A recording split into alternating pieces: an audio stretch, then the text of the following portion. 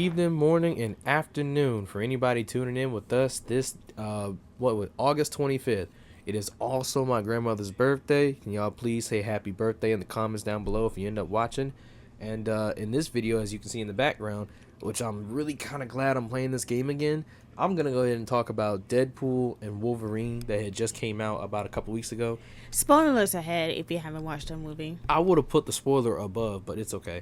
I know I'm infinitely late to be talking about it, but a lot has going on. I have a nephew, which I said in the previous few videos.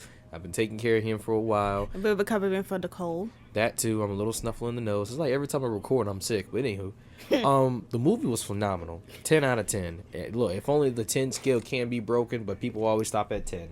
I'm gonna start from beginning to end. The beginning, of course, was gonna be something funny as shit. Honestly, I didn't expect it to be as funny as it was when I watched it, but a lot of us diehard X-Men fans, we all knew that that song was a tribute to X-Men 2, because I remember that song being played somewhere in the franchise, and I had to go back and rewatch the first few movies to figure out where it came from. And it was the one with Pyro and Wolverine when they were in the goddamn car, and it started playing when he accidentally turned on the radio. Oh. That was funny. It was also a double-edged sword because it was Deadpool's way of saying bye-bye Fox. I got bought by Disney, so fuck you, I'm moving on. And the beginning was disturbing a little bit, only because he dug up Wolverine's grave. I won't lie, that makes me not want to watch Logan anymore, because I know how his character ended up. Even after he died, he got used as a pendulum weapon and a long range weapon and a blunge weapon. His entire skeleton was used as a weapon against several TVA guards. But not gonna lie, as much as dark that joke is, I loved it. It was dark, but I loved it. I'm sorry. It dark makes me humor is my humor. It makes me not want to watch Logan though, because I admit it killed that movie for me a little bit. But the fact that it's still a Hugh Jackman movie, I'm gonna watch it. I don't care. The ending still hurts my heart to this day. I've only watched the movie 4 times. I'll watch it once. See, you watched it once. I've only watched it 4 times, and normally I watch a superhero movie at least 17 times before I stop watching it. As the movie progressed, I was kind of hurt that we didn't see certain characters return from Deadpool 2. You didn't see Cable and you didn't see Domino, the biggest two that people have been talking about for the longest. But you saw Shadow Star, which is kind of funny. But in my personal opinion, I think it's the fact that it's due to budget cuts. Or scheduling, one of the two. And probably both. The plot of the movie is non-existent. However, that's okay, because if you really know what's going on behind the scenes of the movie, the movie ain't nothing but from beginning to end what they wanted to do with this character and what they got to do with it. Yep. Because what do we all hope for ever since Deadpool 2? We hope that eventually he would cross over the MCU after they had finally introduced us to the multiverse stuff. Yep. Then you get to this movie. Everything ain't nothing but multiversal bullshit. Like, from the beginning, it's multiverse because of the TVA. As it continues, the TVA shows up at his doorstep and took him. They even put him in the interrogation room like they did Loki. Then you get further and further down the line. We see all these versions of Wolverine, all the other versions of Deadpool as well. It was a tremendous movie. So we got what we wanted. The story don't even really need to matter. Not at all. But it was fun to watch them two go at it one last time. And a lot of people say this may not be even his only Deadpool movie or his only Deadpool appearance as, like, you know, a main star. He might show up with the 4th Spider-Man upcoming movie, I've been told. Like, that now the wheels are turning. The wheels are definitely turning. But not gonna lie, since actors returning to their previous role before they actually got either famous or actually doing their own thing outside of the movie screen, that's actually quite enjoyable.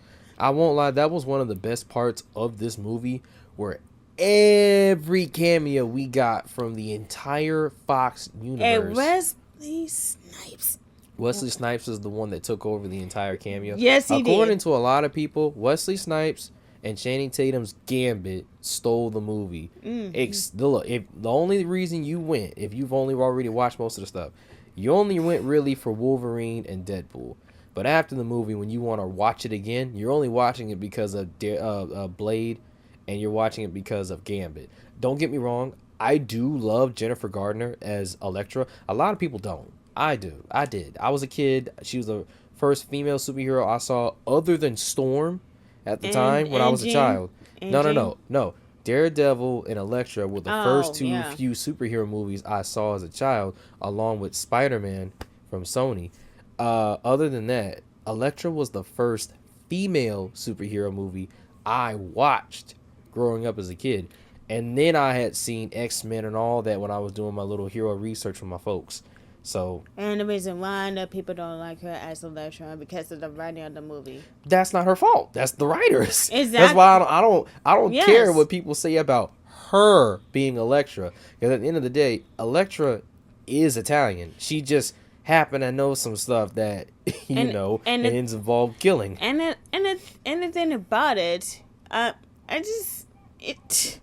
Honestly, this Elektra was a well-known character when the movie is made, so people barely had time to actually, look at the source material. And even if they do, they just wanted to blame the actress, but in reality, it's just the writers that don't know the character they're actually writing. Plus, people forget about this part. Ben Affleck and Jennifer Garner met because of that movie, and they even made cameos in both movies. At the end of Daredevil, there is that ending credit scene. She did wake up after death, and it was deleted, but that deleted scene was in her movie. And then there was a deleted scene of him in her movie. He showed up as like this mind image of what she wanted, and she wanted to be with Matt Murdock, and guess who it was played by? Ben Affleck. So they were in each other's movies. They just deleted the scenes because of budgets and stuff. But had they kept that in the movies would have been fine, because this would have been Daredevil's universe. And if they had continued, there would have been so much that would have happened. Probably would have had Daredevil meet the Fantastic Four, which happened in the TV show. Speaking of Fantastic Four, we had the Human Torch. Well, guess who's played by? Chris Evans. And I was so happy to see him. However, now, after I've watched the movie and I watched him die, sadly, there are a lot of theories going around saying that this Chris Evans is not the Chris Evans that we all saw back in 2004 and 2006 or 7, because his outfit is different. Mm-hmm. That's why the 4 on his outfit is in the middle of his chest, but the 4 on the outfits when we see him the first time as Johnny Storm, it's on the left. It's not supposed to be in the middle. So this may not be our Chris Evans, but it's the Chris Evans that we all know that was supposed to play the Human Torch. Storm. You know what I meant? Because they joke about it even in Lego Marvel. That's why. But if they had if there was a rumor about them making a Fantastic Four 3 after what happened in 2007 with the Silver Surfer movie, that would probably been their next set of outfits for them. Because remember, there are like several Fantastic Four outfits, and some of them are also in their own video games, specifically in the first Ultimate Alliance game, which is really good. They do pick at certain cameos that did not show up, like the Punisher. Deadpool made a joke saying that there's like 5 of them, which there are if you count them all. There are 5 Punishers. 3 of them are movies, and I believe 2 of them are TV shows. They made a reference to Daredevil, who died in the void. They made it clear Cassandra killed him.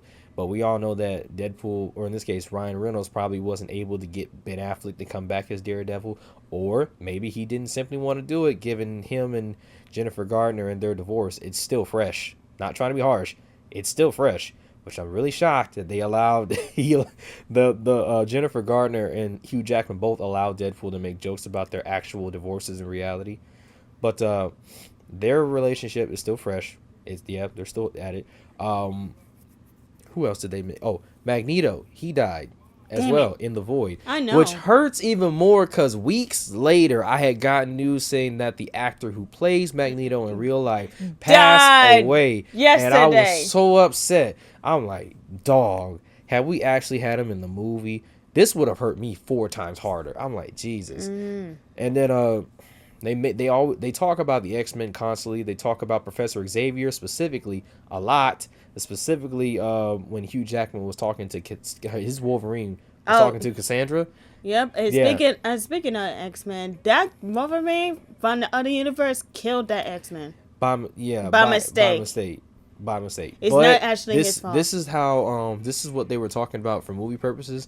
It was a reference to Old Man Logan, but the thing is, according to what theories are saying, they got this Wolverine before the villains had done what they did in Old Man Logan, which was take over the world. They got strategized, all that stuff, and da da da da. So that means this is before Battle World actually became a thing in his universe. Because in Old Man Logan, all of this is Battle World. This is because of Secret War with Doctor Doom and all that stuff. So we got him before he became Old Man Logan. So in a way, Deadpool probably went back in time in the same universe when we saw Old Man Logan, when he still had the suit on. And when he still actually have his healing factor. Exactly. And then when Deadpool said there was a way to fix it, he was on board with it the whole way. But even by the end, when he finally found out he couldn't fix it, he was satisfied with what he did because he saved all of other reality. Doesn't matter. Like I said, we saw a lot of versions of Wolverine. This movie pays very, very deep homage to Wolverine and all the years we have missed out in all his outfits. Unlike the MCU. I would say, unlike the MCU, we have only black leather and T-shirt versions of Wolverine when he's in his movies. Oh, that's not MCU. This is Fox. Yeah. In all his movies, there have been hints of him wearing an outfit, but every time we saw him, he was wearing wife beaters, T-shirts, jackets, or suits. However, in this movie, we saw Patch, which was his white attire suit and eye patch. We saw the brown and orange when he fought the Hulk. We saw Old Man Logan. We saw the cover for the, I think, X-Men Days of Future Past when he's crucified. We saw the Age of Apocalypse Wolverine when he was missing a hand, and I had to go back and do my research. He lost a hand because Cyclops burned it off before he went crazy during their fight, and he became one of the Horsemen of Apocalypse. And we saw the Calverine is what he's named now. Henry Cavill is Wolverine, because we had found out about 2 or 3 years ago Henry Cavill had signed a Marvel contract. We just never knew who he was gonna play. We found this out after the Eternals. And not gonna lie, I don't blame Henry for this. I don't. And what makes it even funnier, Deadpool picks that and be like, "I am sorry how they treated you down the street." Mind you, Warner Brothers and Marvel and Disney Studios, they're literally like 7 minutes, maybe 12 from each other on the same street, which is funny. And I didn't get the reference until somebody had pointed that out to me on TikTok. That's definitely the case of hating your neighbors. That's savagery at its best. That's savagery at its best, yes. All the villains are straight out from X-Men: The Last Stand or all the previous X-Men movies. You had Pyro, of course. You had Toad. You had Juggernaut. You had Lady Deathstrike. Sabretooth. You had Sabretooth. You had Psylocke. You had... God, who else? The Power Absorber, that guy. The Power Absorb? He's in the Absorbing Man? No, he absorbs people's powers. He's in the movie X-Men First Class. Oh, Shaw. Shaw. Okay. Thank you. I didn't see him, but he's the one that absorbed Johnny Storm. That power. was Pyro, I just said. No, that wasn't Pyro. No, that was Pyro. Are Pyro, you sure? Yes, I'm very sure. Pyro has the ability to manipulate fire, and he made it clear in X-Men 2 he can only manipulate it, but he can't create it. Hence why when he fought Johnny Storm, all he did was absorb his fire and killed it. He can't use it. He can only manipulate it. Why do you think he only shot Cassandra Nova? He can't use his powers on her. His powers are useless without fire. That's why I'm like, girl, that was not Shaw. That was Pyro. He's even still wearing the same red outfit that he wore in the comic books. You didn't see him wear it in the movies. All he wore was a t-shirt and a jacket. Typical 2000s, but that's okay. They tried. Not gonna lie, that's probably experienced a lot. You're welcome. I haven't seen X2 much differently. I must have seen the X3. Wow. You're welcome. But continue. What else? Who else was it? The Azrael or Azazel, something like that. The red teleporter. Devil. The devil teleporter, yeah. But technically that's Nightcrawler's somewhat dad. You had a lot of villains in this movie. Some from other... Oh, they had the Russian from the Punisher movie. Forgot about that. He got killed by Gambit. Ooh.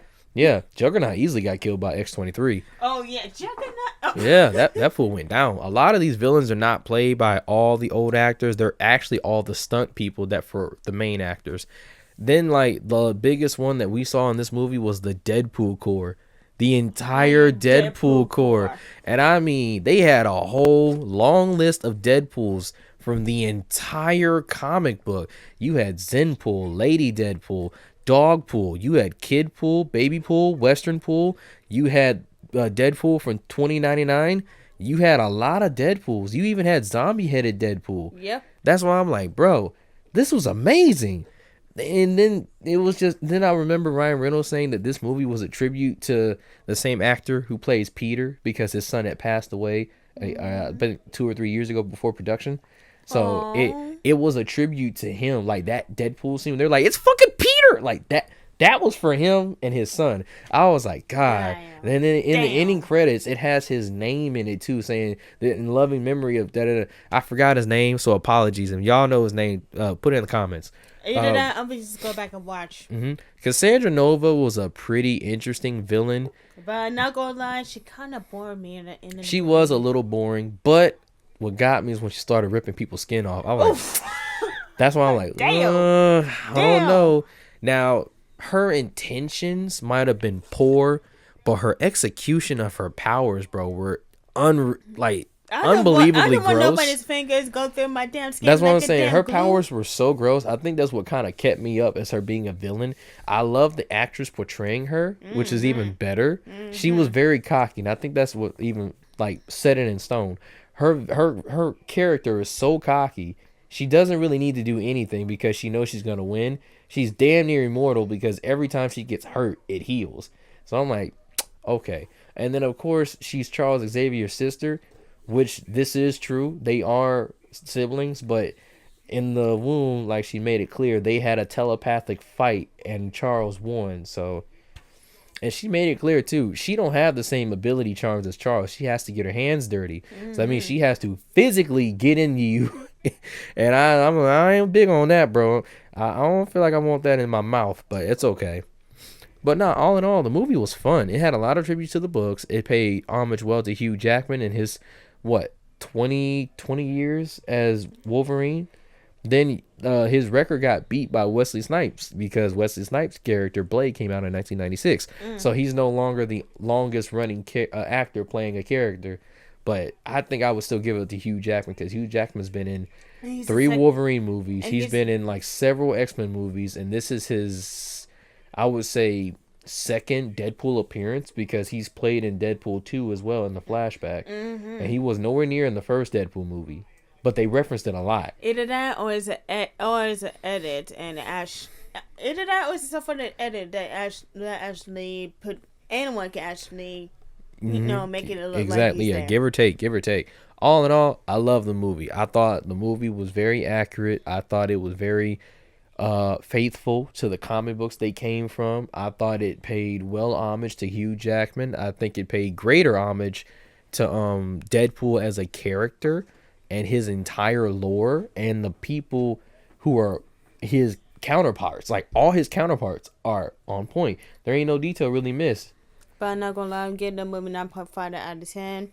I say this because Cassandra, like I said, she kind of bored me. But execution though, because of her powers, that would kept me up too.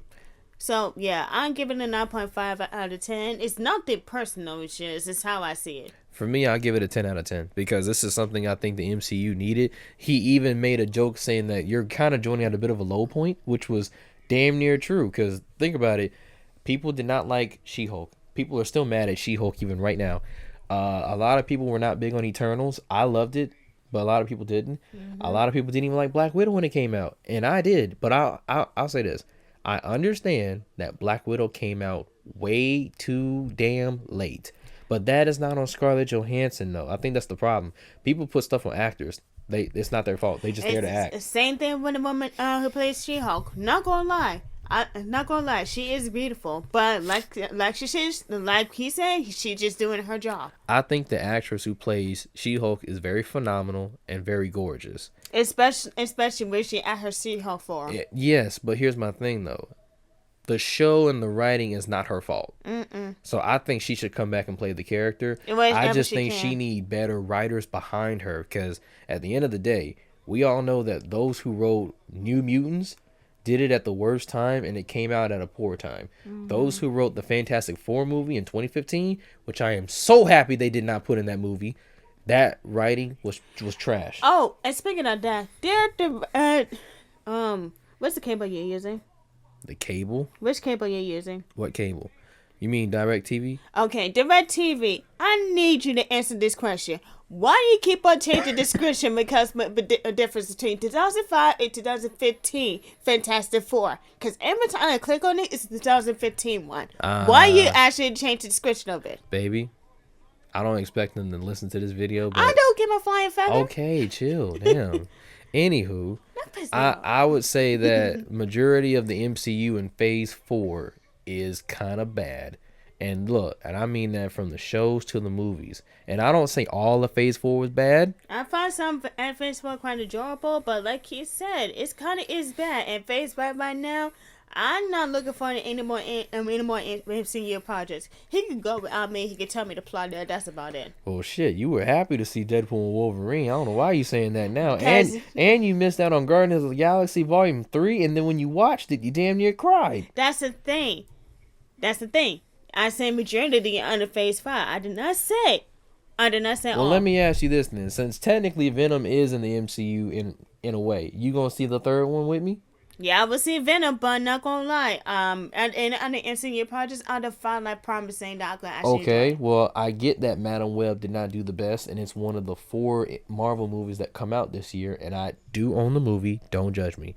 Are you going to watch Kraven then with me? Since I think it might be the last Sony-verse movie we get. That's the Sony-verse. I was talking about the MCU. But will you go see it though still with me? It's Kraven the Hunter. It is Kraven the Hunter. He had a good run last year when Spider-Man 2 dropped.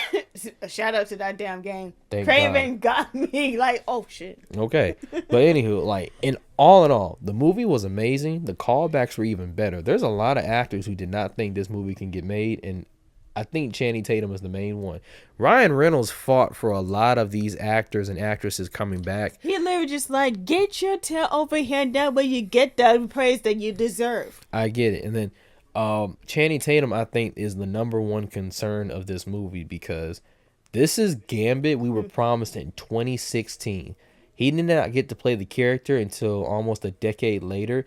And the fact that he finally got his due and the fans are crying for another Gambit movie or the Gambit movie we were supposed to get, a lot of people who are more realistic shit are pointing out the fact that he's up there in age now and he can't do certain things. Like even Ryan Reynolds has said the same thing. Ryan Reynolds is up there in age, but he got in shape for the role. But all this rolling around and throwing around stuff he can't do.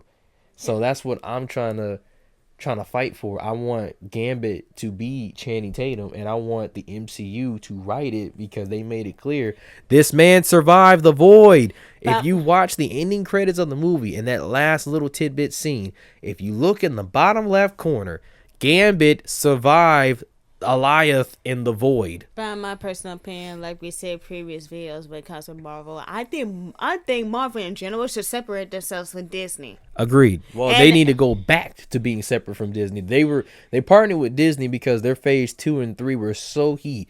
Disney were like, you know what? We need to partner up. We need to do some stuff. And now Disney is definitely fucking it up for everyone. Seriously, I still waiting for that damn Blade movie. And speaking of that, a lot of people now, because of Deadpool and Wolverine and Blade's cameo in that movie, a lot of fans now are crying for another Blade movie, specifically one sending him off, but inviting Mahershala Ali to be Blade. So what they're saying is they want the Fox version of Blade to pass the mantle physically on to MCU Blade. And like, oh, well, my universe is over. It's my time to be done. How about you take over for this universe as the next Blade, and just for even more of a memento, here's my shades. That actually is a good idea. But you know how Disney is; they're fucking it up right now. I don't disagree. I don't disagree. But you gotta admit though, stuff like this takes time, and on top of that, you need to get the rights for this type of shit. I'm ready for them to take time to get the rest of this shit and actually write it more properly with character and get to the accurate of the character from the comics. Then actually go page by page with projects and fucking it up for both fans. Okay, chill. And chill. I get the frustration. But hey, look, listen. It's been almost 4 years, maybe 5, since we got announced that Mahershala Ali was Blade. They've had plenty of time to write the script. But clearly somebody up there in the executive booth don't like it. And I think it's because they don't read the books. There are so many writers who have made some great TV shows and movies for the MCU, and they were told, do not read the books. Exactly the fucking point. I watched the interview. The creator for Doctor Strange, Multiverse of Madness was told, don't read the books. The creator for the Eternals, they were told, don't read the books. The creator for Moon Knight, Hawkeye, Ms. Marvel, and She-Hulk all said they were told, do not read the books. And my personal opinion, like I said, Marvel should have just cut that off as soon as the viewership went down. They are just like, go. Well, guess what? Just go. because of this movie and Ryan Reynolds' hand in this movie, Kevin Feige fired half of Disney's crew because of that. You happy now? Half of the crew that they had for the MCU from Phase 4 to 5, because Ryan Reynolds had done such a great job and had a hand in the darn movie and made it clear that Disney could not touch anything from this movie, nor edit. Kevin Feige fired half of Disney's crew because of that, because he started to realize without creativity, it's bland. Exactly the fucking point. Without no restrictions or any form of freedom, it's horrible. It's a slave being made to do this constantly without any real charisma, inspiration, none of that stuff. And lack of respect for the source material itself, too. Exactly. Why would you do all this knowing Stan Lee probably wouldn't approve for some of it? I wish they were still alive for this shit. I agree, but there's a reason why Stan Lee made a lot of these characters, and I'm not going to sit here and act like he had one hand. He had multitude of hands to help make these characters. I'll say this. He had a hand in making Spider-Man. He had a hand in making the Fantastic Four, the Avengers, the Hulk specifically. He had a hand in making Thor. Every other character came a little later. Like, he didn't create Deadpool, but he had a hand in creating Deadpool. He created Daredevil, but he had a hand in creating Daredevil. He was half the reason they're existing. He made it clear that he created Daredevil tribute to blind folks. Yep. Because he was inspired by somebody who was blind, and he used echolocation to move around.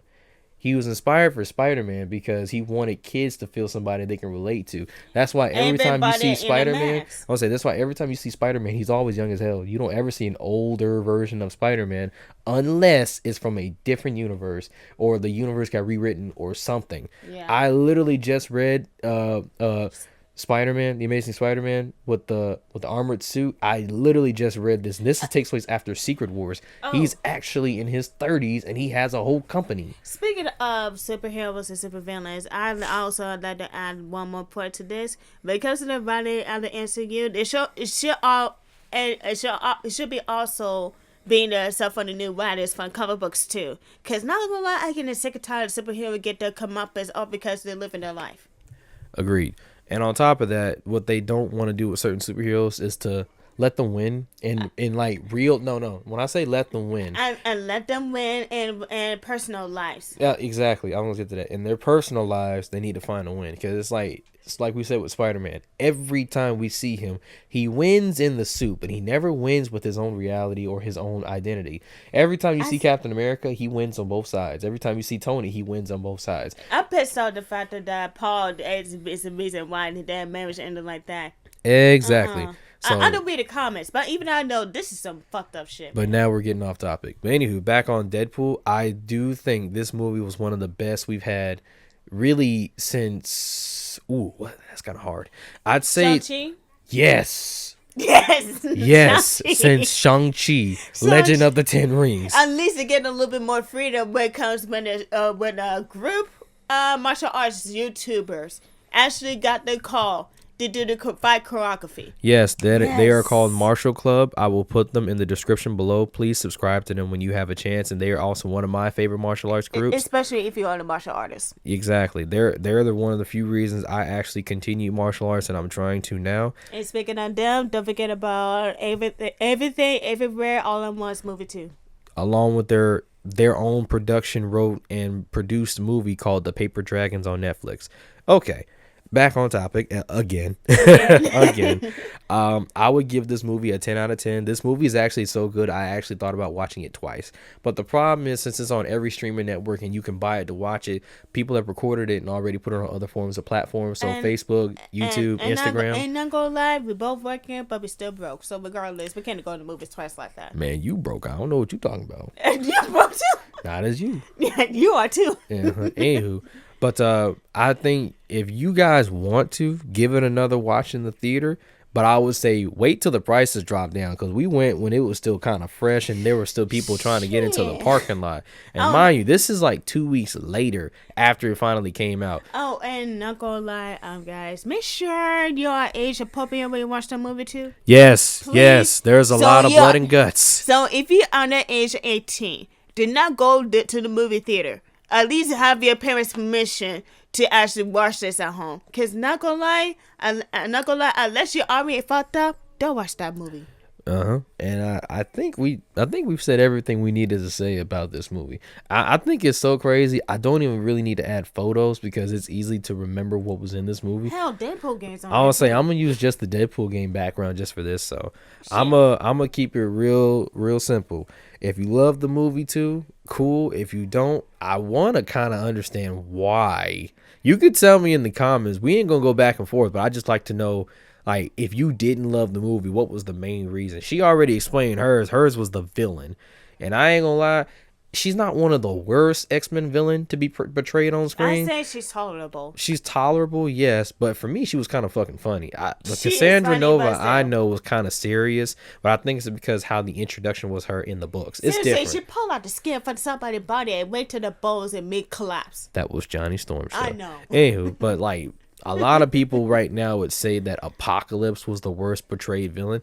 In my opinion, nah. I think he was okay, but it's all right. If you want the worst portrayed villain, I say the villains we barely heard of the Dark Phoenix movie. That we don't even know what that race was. You know what? You're right. That counts. We don't know what that race was. They don't even say it in the movie. And all we do is speculate. A lot of people think they were Skrulls or Shi'ar, but I don't think so. I'm not gonna lie. At least Apocalypse is a well-established character in the comic books that some people know about him. Which I don't know who these people are. Which, in my opinion, I thought Apocalypse was one of the best X-Men villains on screen, right next to Magneto, of course, and I think his name is Deckard Shaw or Hammered Shaw, one of the two. I don't know. But whatever the case would be, like I said, it's better than the Dark Phoenix. Shit. True. And it's also a little, I think also even the Sentinels from Age of Apocalypse was better. Oh, Sentinels? But yes. Them Sentinels were kind of horrible looking. They just looked like freaking aliens or lizards that had robot eyes, but whatever. The ones that were in the past, though, like the robots in the past, when they were fighting those Sentinels, those were Sentinels. I don't know what the heck happened in the future. Well, not gonna lie, if you're going to bring the Sentinel back in the big screen, at least have to design like X-Men and X-Men 97. I agree. We don't even need to get to that because honestly, that show, that and the show was so amazing. You don't really need to make the X-Men into a movie yet. You might as well just continue with the show for a minute. Why not basically saying like a lot of adaptation? At least take the design point from X-Men or X-Men 97. That's all. Man, it's gonna be a while because I ain't gonna lie. The live adaptation of the X-Men. They want to bring back the original crew before they can even get back to the next season, but I said bring the new actors into this too. I can't see that because Hugh Jackman is back, so I can't see that. I know Hugh Jackman is back, but at some point, I know his body is going to break down on the stuff he did. No, not this one. This is the same one that have the same exact memories as our Wolverine. So everything they both went through, he survived everything that other one didn't. I'm just talking about Hugh Jackman. I'm not talking about the character. Oh well, Hugh Jackman still like he said it years ago. If he could play the Wolverine in the MCU, he could, because you know why? He gets to interact with Iron Man, Captain America, Spider-Man. It is understandable. And look, now you're in the MCU. What you gonna do? He lied to himself. I know, but I just want to make sure he's okay too. Just because he's playing the character we all love doesn't mean his body is going to break down at any point. True, but that's an easy paycheck, and that's something people love. I know it's an easy paycheck, but the bones are brittle. True, but he put himself through hell just to get back in that shape. So if he wanna keep going, that's his choice. It is his choice, but just health reason, I just worry. I don't blame you. I was worried too when his man started dropping so much fat. Or in this case, he wasn't really fat, but he said he fasted so much like it started to hurt when he felt the skin get pulled. So I'm like, nah, but still, he did that for us. He did that for us. So again, if he wants to keep going, he can take my money every time he signs up. I'll be there. Yeah, and basically we give him a 20, and if it's like, I'm volunteers tribute. Exactly. But anywho, guys, we're gonna go ahead and cut this one a little at the end. I probably might do another video of the next man. It most likely will be Gambit and be like the possibilities of what could and couldn't happen. If not, we'll probably continue the Separate Ways DLC and probably more Spider-Man news. I do want to drop one more video on that, and then we'll move on to some other stuff. But I'm not gonna lie, I said what I said about the MCU projects. I had little faith of it, but it doesn't change the fact that I want things to be better for the MCU. I have something to say, but I'm gonna keep my mouth shut for the sake of this video. If I want to make a video on it, I will, because it's gonna come out sexist. So with that said, I'm gonna catch you guys on the flip side. See ya.